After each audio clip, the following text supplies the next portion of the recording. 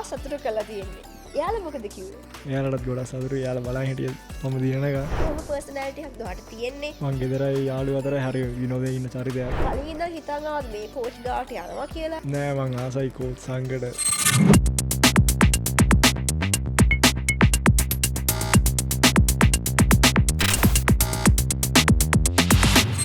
Hello, it's Selina here. A very warm welcome to Vcast.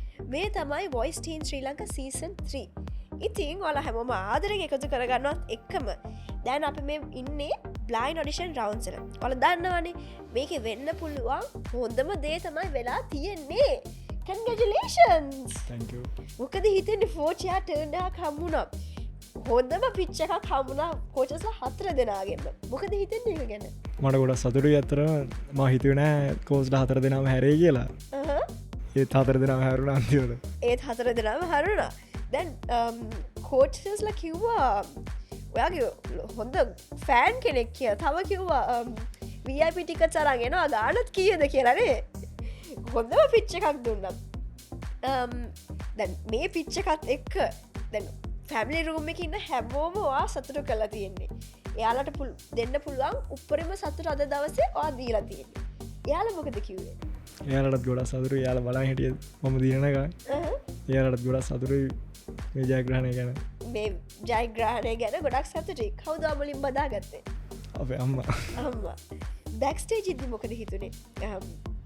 Performance එක කලින් බයක් තිබුණාද නැත්නම් වැඩේ ගණන් ගන්නද හිටියේ? මට චූටි බයක් හිතුණා. ඒත් මගේ කෝච් මට ඔක්කොම කියලා දීලා තිබ්බේ බය ගන්න එපා මෙතෙන්ට කියලා වැඩ කරන්න කොහොමද සින්දු මේ පර්ෆෝමන්ස් එක දෙන්න කොහොමද කියලා මට කියලා දුන්නා ඉමේ සංදීප සර්. කලින් වොයිස් එක ආපු කෙනෙක්. දැන් ඔයාගේ කෝච් තමයි මේකට සපෝට් කරේ මේකට ඔක්කොම මොටිවේට් කරලා ඔයාගේ මූඩ් එක ප්‍රිපෙයාර් කරේ. ඔව්. සත්මින් ඉතින් දැන් අපි දැක්ක ඔයාව ස්ටේජ් පර්ෆෝමන්ස් එකකින් එක පොයින්ට් ඔෆ් view එකක් විතරයි. හැබැයි ඇත්තරම සත්මින් කියන්නේ කොහොම කැරක්ටර්ද කොහොම පර්සනැලිටි එකක් දොහට තියෙන්නේ? ඔය යාළුවෝ අතර කොහොම කෙනෙක්ද? ගෙදර කට්ටියත් එක්ක කොහොම කෙනෙක්ද?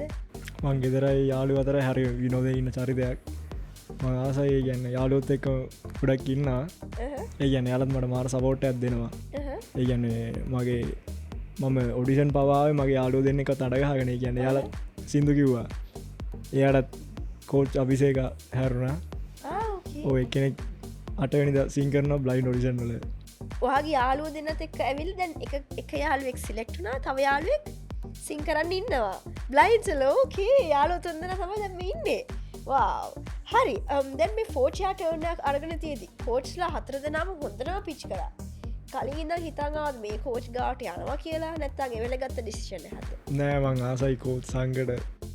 සංගල්සෝගේ සින්දු අහනවා ගොඩක්. ඒවත් එක මං ගොඩක් ආසයි කෝච් සංගඩ. මට ඇහුණ කවුරු හරි කෝච් කෙනෙක් කිව්වා වා කලින් ඉඳන්ම හිතාගෙන ඇවිල්ලා තියෙන කෝච් සංකෝම තමයි කියලා නේ. මට තියෙනවා ආගෙන් චූටි ප්‍රශ්න ටිකක් අහන්න. මේක වොයිස් හිස්ටරි එක ගැන. මේකේ බැක් ටු බැක් වින් කරපු කෝච් කෙනෙක් ඉන්නවා. Voice teens, voice kids, voice ශ්‍රී ලංකා මේ ඔක්කොගෙම බැක් ටු බැක් වින් කරපු කෙනෙක් ඉන්නවා. කෝච් සුපු. කෝච් සුපුන්. දැන් සත්මින් මේකේ මං වට දෙනවා පොඩි චැලෙන්ජ් එකක්. හරිද? මං දෙනවාට සිංගර්ස්ලා 5 දෙනෙක් මේ 5 දෙනාවා රේට් කරන්න ඕනේ from 1 to 5. ඔයා කැමතිම කෙනා number 1, අඩුවෙන්ම කැමති කෙනා number 5. මුලින්ම මං දෙන්නම් මිහිරාන්. 4. number 4. ඊට පස්සේ මං දෙන්නම් සනුක. 3. number 3. ඊට පස්සේ මං දෙන්නම් ප්‍රදීප්. 2. number 2. ඊට පස්සේ මන් දෙන්නම් රිද්ම 1. number 1. අන්තිමට මන් දෙන්නම් දනිත්‍රී 5. ඒක ජම්බල් කරන්න පුළුවන් වුණොත් ඔයා කාවද number 1 දාන්නේ? ඒත් රිද්මද? ඔව්. ඕකේ.